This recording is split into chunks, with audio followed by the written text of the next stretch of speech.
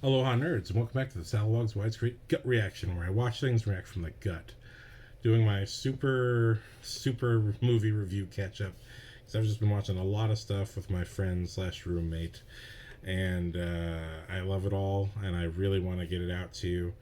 Village of the Damned is first up. I have to get this out before I forget. Christopher Reeve stars in Village of the Damned, about a town that becomes mysteriously knocked out unconscious for about 5 hours. And when the town wakes up,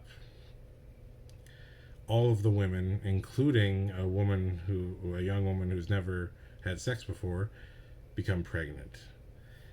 And we watch the children grow up, and they're all of this kind of, all the children come out blonde, albino blonde. They're all very neat, pristine, little prep-looking kids. And on top of that, they have these powers that they can make people do things if they want to.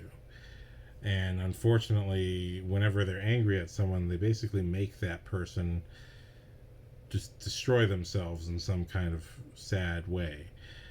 And it first happens, spoiler alert, it first happens with Christopher Reeve's wife, who is also one of the women who gives birth.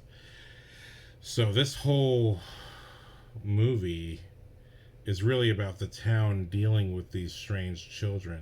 We also have Kirsty playing the CDC, FBI.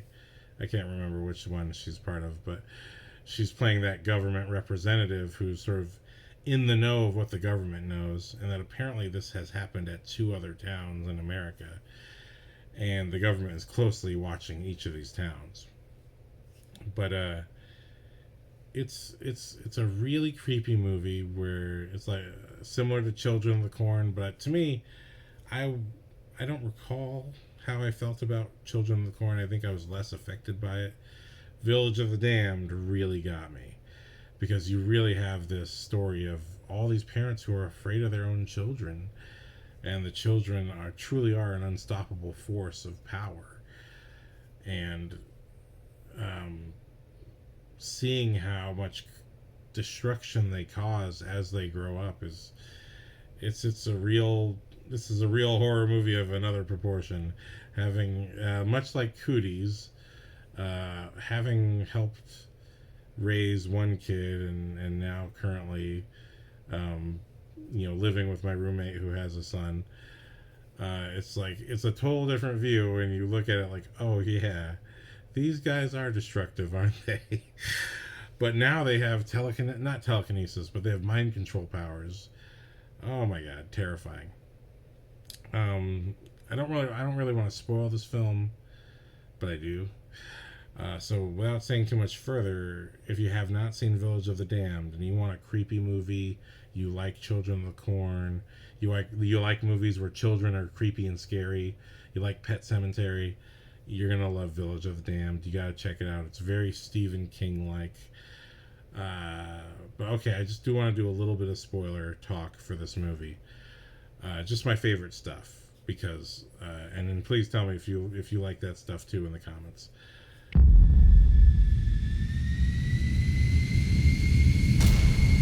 There is one child. It's the virgin who got pregnant. Her child ends up being a miscarriage, and then as the kids grow up, they all walk in these pairs. So there's a boy and a girl, and they're all meant for each other, except that there's one boy who does not have a girl, and he is the one of these alien freaking children who, and we don't know, there's no answer, we don't know, did aliens do this, did demons do this?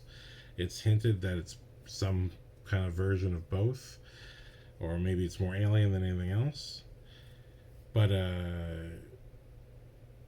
it's a beautiful little story of the one little boy who goes and visits the grave site, and he actually befriends Christopher Reeve, he starts off the movie as like the most father figure like good guy you could possibly meet, but you see that the years of raising these demonic children have really worn on him, and he doesn't even want them to live anymore.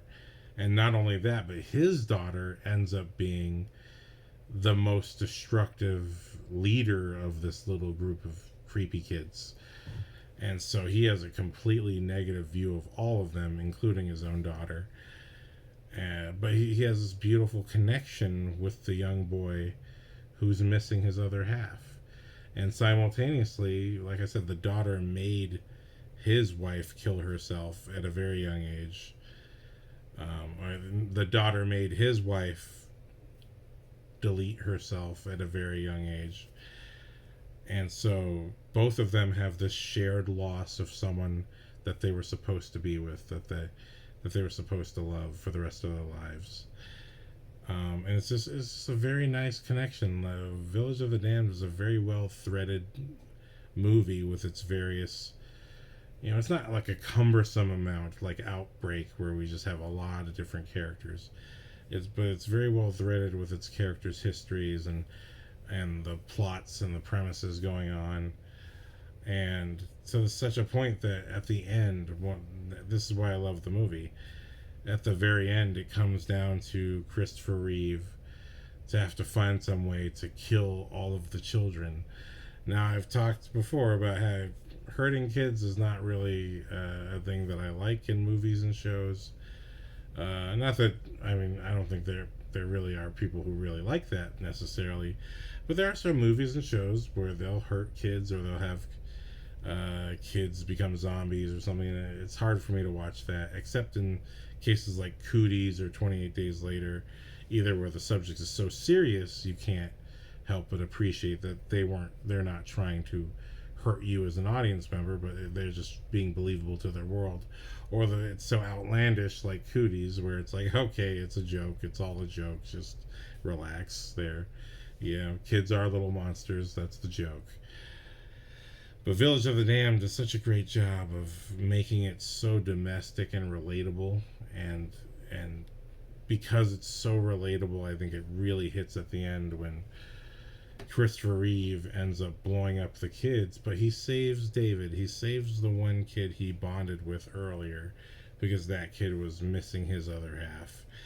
And it's the unspoken drama of Christopher Reeve's character that he himself is missing his other half. And I thought that is such beautiful storytelling. I'm really moved by that. So if you have not seen Village of the Damned, you got to check it out. It's really a fantastic time. And now, next up, I want to tell you about a movie recommended to me, I believe, by my nephew Chance. If I'm right, let me know, Chance. Maximum Overdrive. This was on Prime. Basically, if you like zombie movies, imagine a zombie movie, but the zombies are cars. So for some reason, cars and electronics become violent, human-killing things.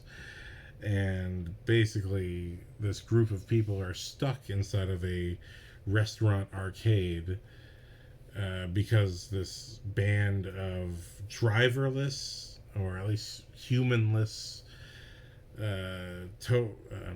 this band of driverless, it has no driver, no passenger, no humans involved whatsoever.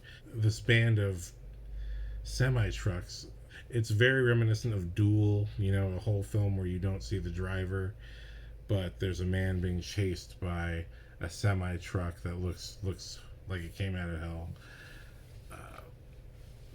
So there's elements of that, but this Maximum Overdrive was actually written for the screen and directed by Stephen King. So speaking of Stephen King, I would say in the first half of this movie, where you're kind of learning all the rules and seeing all the mayhem, and because some of it happens off screen when this young boy who narrowly escapes death, he witnesses all of these semi-trucks just attacking people, and he even sees the post-apocalyptic part where he's walking through a neighborhood and everyone's been killed by some kind of piece of technology.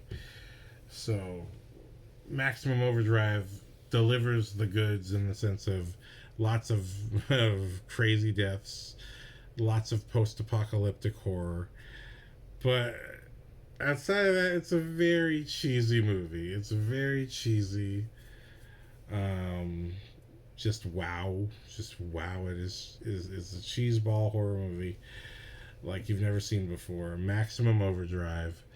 I don't even have anything to spoil. Like I said, it's zombies, except instead of people, it's cars. So without much more being said, I do recommend Maximum Overdrive.